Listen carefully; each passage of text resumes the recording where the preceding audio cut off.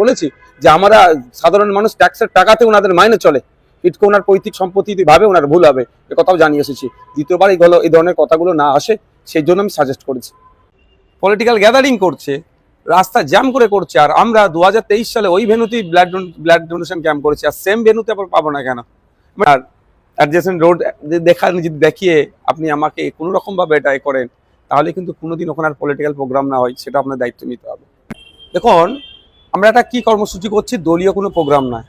যেখানে পশ্চিমবাংলায় প্রতিনিয়ত 1800 থেকে 2000 ইউনিট ব্লাডের প্রয়োজন হয়, ব্লাডের যেখানে ক্রাইসিস দেখা দেয়, সেই জায়গাতে কিছুটা সুরাহা করার জন্য আমরা একটা ব্লাড ডোনেশন ক্যাম্প করতে চেয়েছিলাম 6 লেনে।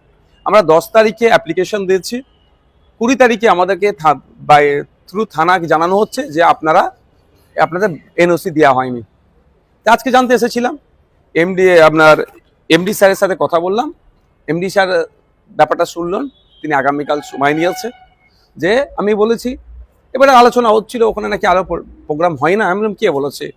পলিটিক্যাল গ্যাদারিং করছে, রাস্তা জ্যাম করছে, আর আমরা 2023 সালে ওই ভেন্যুতেই ব্লাড ডোনেশন ক্যাম্প করেছি, আর সেম ভেন্যুতে আবার পাবো না কেন? আমি এটা বলে এসেছি যে কালকে আপনি এটা সামাজিক একটা প্রোগ্রাম, হ্যাঁ, একটা পলিটিক্যাল ব্যানারে হচ্ছে, ব্লাডের ক্রাইসিস, সেখানে আমরা কিছুটা হলেও কিঞ্চিত পরিমাণে হলেও সমাধান করার চেষ্টা করছি।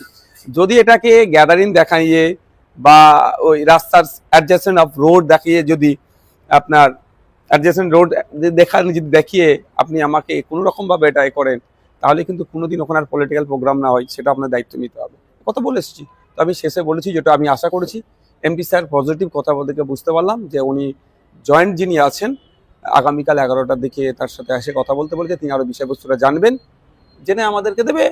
কারণ আমরা 10 দিন মধ্যখানে আর শেষমেশ যদি পারমিশন না হয় তাহলে কি আদালতের পথ? সেটা দেখতে পাবেন কি হয়। পারমিশন পাবো না কেন প্রশ্ন এখানে আমার, পারমিশন কেন পাবো না? এই রাজ্যে বিরোধীরা কিছু করলেই বাধা দিতে হবে, মিটিং মিছিল কিছু না, রক্তদান শিবির তাতেও বাধা। ভাবাচ্ছে তো ওটাই, একটা ব্লাড ডোনেশন ক্যাম্প করবো যেখানে প্রায় আমাদের 500 ইউনিটের বেশি কালেকশন আমাদের হবে। এটা নাটক না, একটা জোক না। 500 ইউনিট এক জায়গায় ব্লাড কালেকশন করা মানে কতটা বড় অ্যাচিভমেন্ট, যেটা সরকার পারে না। সেখানে আমাদের মতো যারা চেষ্টা করছি সেগুলোকে বাধা দেওয়ার চেষ্টা করছে। কে বাধা দিয়েছে না দিয়েছে আমরা সবই বুঝতে পেরেছি। 2 দিন আগে এই অফিসে একজন শাসক দলের ঘনিষ্ঠ বড় নেতা নিজেকে দাবি করে তিনি এসেছিলেন, তারপরে এগুলো সমস্যা হচ্ছে। এই সমস্যাকে আমরা মেনে নেবো না। আর একটা জিনিস শুনিয়ে রাখি, আমি বলে এসেছি এমডি স্যারকে, এমডি স্যার বলেছে এটা এই ধরনের কথা বলা অনুচিত।